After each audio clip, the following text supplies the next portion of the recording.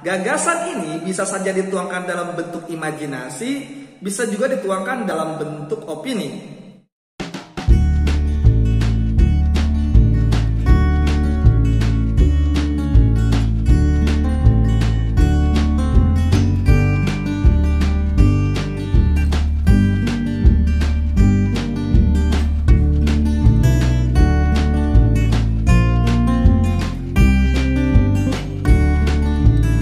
Assalamualaikum warahmatullahi wabarakatuh. Kita kembali di channel kita bersama, yakni Ruang Bahasa. Di sini kita akan banyak belajar tentang unsur-unsur tentunya yang ada dalam bahasa Indonesia. Oleh karena itu, simak ya videonya. Terima kasih, selamat menyimak. Kali ini kita akan bahas tentang gagasan. Dan setiap orang pasti punya gagasan. Nah, gagasan ini bisa saja dituangkan dalam bentuk imajinasi, bisa juga dituangkan dalam bentuk opini. Misalnya gagasan yang dituangkan dalam bentuk imajinasi, novel. Nah, novel ini salah satu gagasan yang dituangkan dalam bentuk imajinasi. Nah, sementara gagasan yang dituangkan dalam bentuk opini, jenisnya banyak juga. Misalnya yang akan kita bahas kali ini yaitu artikel. Nah, artikel diartikan sebagai tulisan atau karangan yang berisi gagasan si penulis dan diterbitkan atau dimuat di media massa, baik media massa cetak maupun media massa elektronik.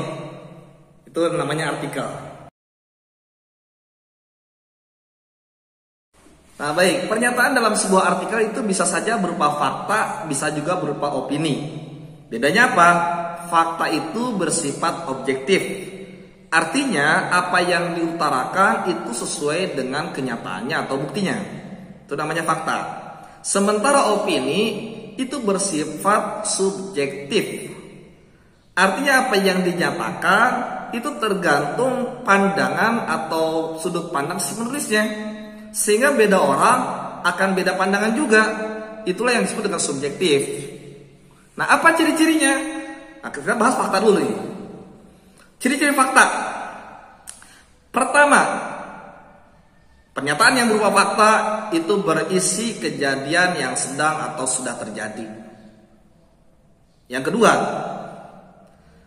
fakta ditandai dengan keterangan waktu atau keterangan tempat yang jelas. Yang ketiga, berupa pernyataan yang secara umum memang disepakati kebenarannya. Ini misalnya begini, manusia membutuhkan oksigen untuk bernafas. Nah, pernyataan itu kan nggak ada hubungannya dengan sedang terjadi atau sudah terjadi. Tapi orang sudah sepakat, orang sudah sama-sama tahu kalau pernyataan seperti itu emang fakta, emang betul adanya. Nah, itu fakta juga tuh. Yang keempat, pernyataan berupa fakta itu berdasarkan data hasil penelitian. Nah, berdasarkan data penelitian, berdasarkan hasil. Nah, selain fakta, opini juga punya ciri-ciri. Pertama, ciri opini itu berisi kejadian yang belum terjadi. Kedua, berisi kemungkinan atau dugaan atau perkiraan. Yang ketiga, merupakan pendapat seseorang atau pendapat penulis itu sendiri. Keempat, ditandai dengan kalimat langsung. Ini tandanya pernyataan itu diapit dengan tanda kutip. Yang kelima, opini itu belum tentu kebenarannya. Dan yang terakhir, yang keenam, tanda opini itu berisi kritik, saran, atau harapan. Nah, itu ciri-ciri yang dimiliki oleh fakta dan ciri-ciri yang dimiliki oleh opini. Sehingga kita bisa membedakan mana pernyataan yang berupa fakta, mana pernyataan yang berupa opini. Struktur dalam teks artikel itu ada 3. Pertama, ada pernyataan pendapat yang berisi pernyataan si penulis mengenai topik yang akan dibahas dalam teks itu.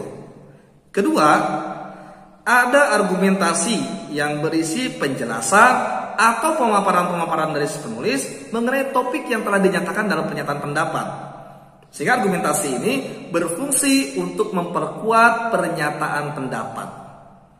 Nah, oleh karenanya ada beberapa hal yang mesti kita perhatikan dalam membuat argumentasi.